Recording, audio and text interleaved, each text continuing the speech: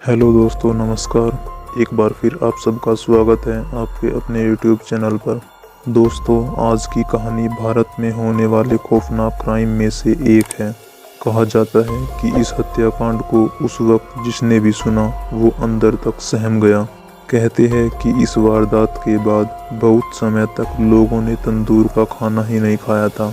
आज की कहानी भी इसी तंदूर से जुड़े तंदूर हत्याकांड की कहानी है। तो आइए कहानी की ओर।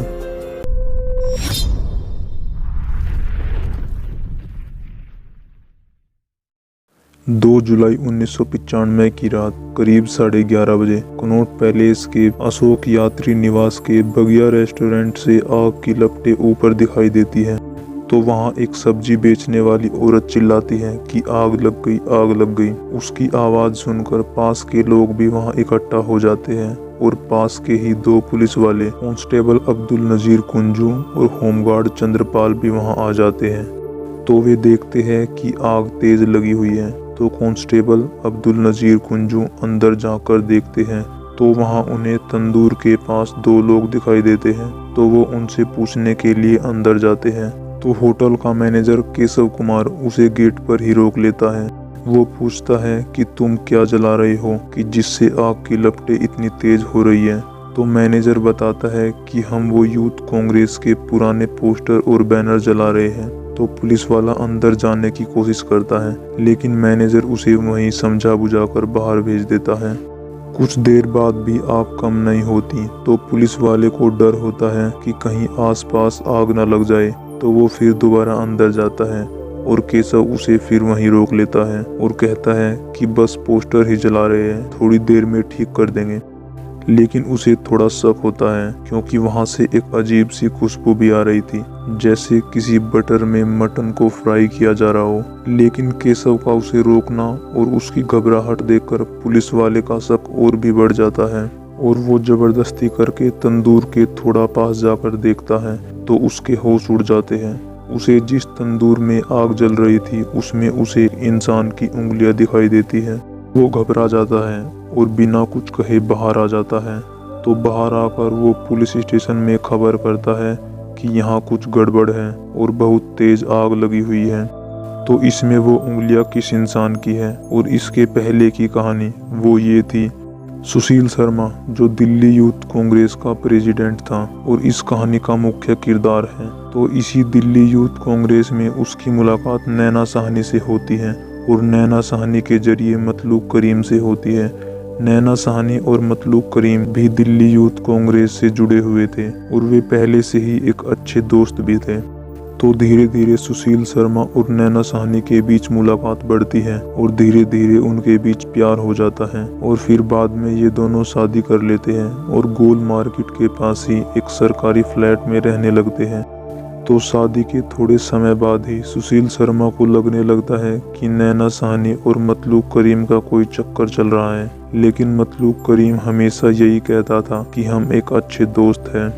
तो 2 जुलाई 1995 की रात सुशील शर्मा हर रोज की तरह अपने घर आता है और जैसे ही वो घर में दाखिल होता है तो उसे दिखता है कि नैना साहनी किसी से फोन पर बात कर रही है और उसे देखते ही वो फोन रख देती है।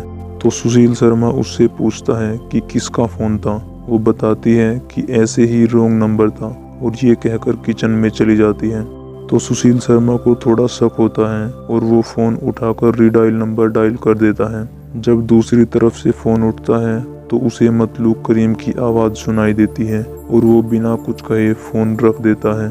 उसे लगता है कि नैना साहनी ने उसे झूठ बोला है और क्यों बोला है। तो वो जाकर नैना साहनी से लड़ने लगता है कि तुमने झूठ क्यों बोला, तुम मतलूब करीम से ही बात कर रही थी। तो इस पर नैना साहनी कहती है कि इससे तुम्हें कोई मतलब नहीं होना चाहिए। इस एक जवाब ने सुशील शर्मा का गुस्सा इतना बढ़ा दिया कि उसने अपनी रिवॉल्वर निकाली और एक के बाद एक 3 गोलियां नैना साहनी पर चला दी, जिसमें से एक गोली मिस हो जाती है और दूसरी गोली नैना साहनी के सिर पर लगती है और तीसरी गोली गर्दन पर लग जाती है। तो सर में और गर्दन पर गोली लगने की वजह से नैना साहनी की मौके पर ही मौत हो जाती है। थोड़ी देर बाद गुस्सा शांत होने पर सुशील शर्मा को लगता है कि ये मैंने क्या कर दिया, क्योंकि ये कोई सोच समझकर किया गया मर्डर नहीं था। इसलिए वो घबरा जाता है और तब उसे एहसास होता है कि उससे बहुत बड़ी गलती हो गई है। तो वो लाश को एक बड़ी सी काली पॉलीथीन में बंद करता है और फिर लाश को एक बोरी में रखकर ले जाकर अपनी गाड़ी की डिग्गी में रख देता है और गाड़ी में बैठकर तेजी से वहां से निकल जाता है। अब उसे समझ नहीं आ रहा था कि वो क्या करे। उसे बस ये था कि किसी तरह लाश को ठिकाने लगाया जाए, नहीं तो अगर किसी को पता लग गया तो वो फंस जाएगा।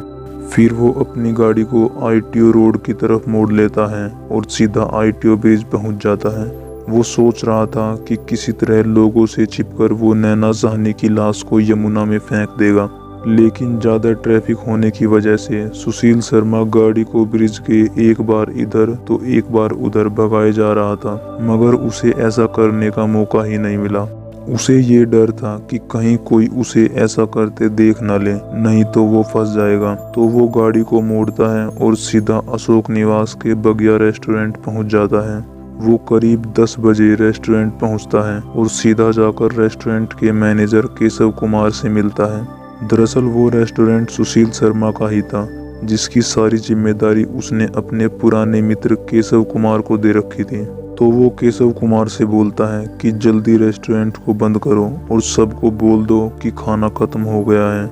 ये बात सुनकर केशव चौंक जाता है, क्योंकि रेस्टोरेंट नॉर्मली 11-12 बजे तक खुलता था, मगर वो सुशील की बात को टाल भी नहीं सकता था। इसलिए जो लोग खाना खा रहे थे उनके अलावा उसने सबको मना कर दिया कि खाना खत्म हो गया है।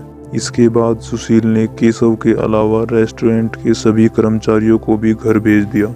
सबके जाने के बाद केशव ने इसका कारण पूछा तो सुशील ने पूरी कहानी सुनाई और कहा कि किसी भी तरह मुझे इस लाश को ठिकाने लगाना है और इसी तंदूर में इसे जलाना है, ताकि इसकी लाश किसी को मिले ही नहीं।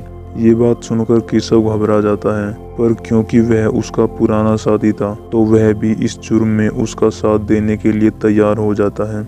इसके बाद दोनों मिलकर गाड़ी से नैना की लाश को लाते हैं और उसे उस जलते हुए तंदूर में डाल देते हैं, लेकिन बॉडी सही से उस तंदूर में नहीं जा रही थी, तो उसे मोड़ मार के जैसे तैसे करके उसमें फंसा देते हैं।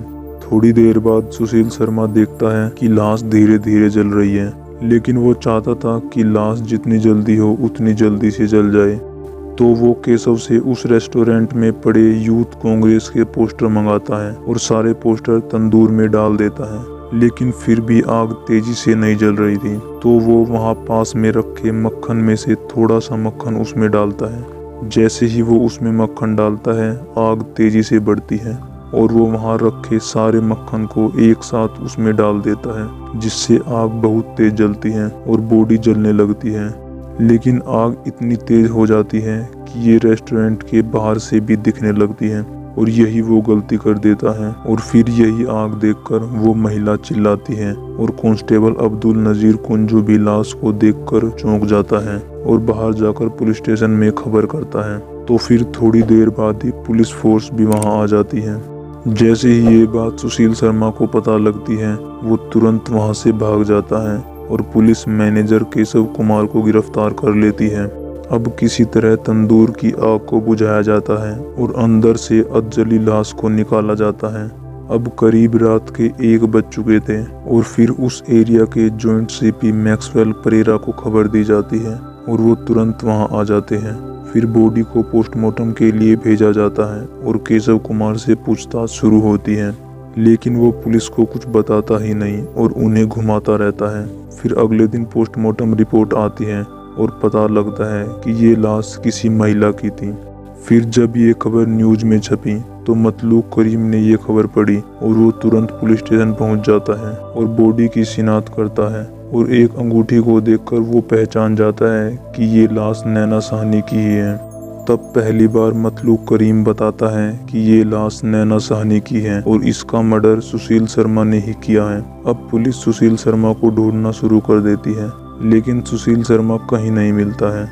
उधर सुशील शर्मा भागकर बेंगलोर पहुंच जाता है और अपना पूरा हुलिया बदल लेता है और बेंगलोर के ही एक कोर्ट में अग्रिम जमानत के लिए अर्जी लगा देता है कि मुझे खतरा है, मुझे झूठे केस में फंसाया जा सकता है। लेकिन इस अग्रिम जमानत की खबर दिल्ली पुलिस को लग जाती है और दिल्ली पुलिस 10 जुलाई को ही बेंगलोर पहुंच जाती है और उसके अग्रिम जमानत लेने से पहले ही दिल्ली पुलिस उसे पकड़ लेती है और दिल्ली ले आती है। फिर उससे पूछताछ शुरू होती है तो वह अपने सारे गुनाह कबूल कर लेता है, क्योंकि केशव भी तब तक सारी बातें बता चुका था। उसकी बात सुनकर पुलिस कहती है कि अगर तुमने सिर्फ कत्ल किया होता और गुनाह कबूल कर लेते तो शायद तुम्हें कम सजा होती, पर मारने के बाद लाश को ठिकाने लगाने का तुम्हारा जो तरीका था ऐसा कभी नहीं किया गया, इसलिए तुम्हें ज्यादा सजा मिलेगी। इसके बाद कोर्ट में केस चला और 8 साल बाद 7 नवंबर 2003 को लोअर कोर्ट का फैसला आया, जिसमें उसे फांसी की सजा सुनाई गई और रेस्टोरेंट मैनेजर केशव कुमार को इस हत्या को छिपाने और सबूत मिटाने के जुर्म में 7 साल की सजा सुनाई गई। इसके बाद सुशील ने हाई कोर्ट में अपील की और फिर 4 साल बाद 19 फरवरी 2007 को हाई कोर्ट ने भी लोअर कोर्ट का फैसला बरकरार रखते हुए फांसी की ही सजा सुनाई। फिर वो सुप्रीम कोर्ट पहुंच जाता है और फिर 6 साल बाद 8 अक्टूबर 2013 को मर्डर के 18 साल बाद सुप्रीम कोर्ट लोअर कोर्ट और हाई कोर्ट का फैसला पलट देती है और कहती है कि ये कोई सोचा समझा मर्डर नहीं था, जो हुआ वो अचानक गुस्से में हुआ, इसलिए सुप्रीम कोर्ट ने उसकी सजा को उसकी उम्र कैद में बदल दिया। इसके 2 साल बाद 2015 में सुशील शर्मा पैरोल के लिए अपील करता है। उसने कहा कि वो 1995 से अब तक 20 साल से ज्यादा की सजा काट चुका है, इसलिए उसे पैरोल दिया जाए, तो कोर्ट उसे बिना किसी शर्त के पैरोल पर जेल से रिहा कर देती है। बाहर आने के बाद एक इंटरव्यू में सुशील शर्मा ने माना कि ये उसके जीवन की सबसे बड़ी भूल थी और उस एक भूल ने उसकी जिंदगी के 20 साल छीन लिए। और वो कहता है कि अगर उसके पास वो लाइसेंस वाली रिवॉल्वर ना होती तो वो कभी ऐसा गुनाह नहीं करता। तो ये थी तंदूर हत्याकांड की पूरी कहानी। मैं उम्मीद करता हूँ कि आपको यह कहानी बहुत पसंद आई होगी। अगर आपको कहानी पसंद आई है तो इसे लाइक करें, शेयर करें और कमेंट करके बताएं कि आपको कहानी कैसी लगी, और चैनल को सब्सक्राइब करके बेल आइकन जरूर दबाएं ताकि आप हमारी आने वाली हर कहानी को सुन पाए। Thank you for watching my video.